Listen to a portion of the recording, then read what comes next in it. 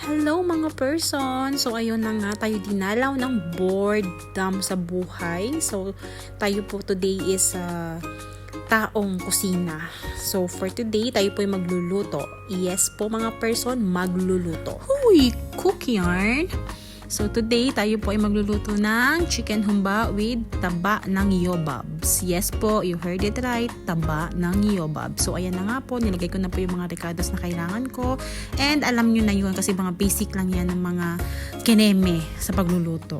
Okay, then after that, imekos-mekos na yarn. So, ito na yung itsura niya after yung imekos-mekos. And pakisamahan na rin ng konting orasyon. Huy! Witch yarn! Umay!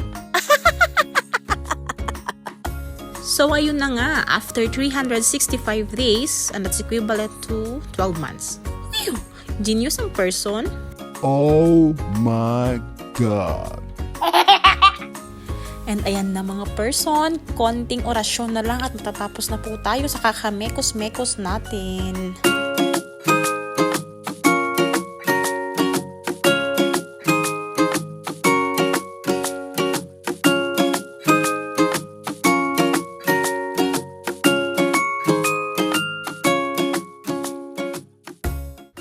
And ayan na mga person, after 2,000 times, yes po, 2,000 times ng kakahalukay ube, mekos-mekos keneme ever.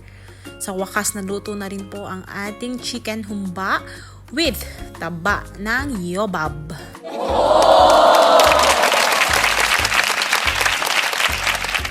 And that's it mga person. Thank you for watching.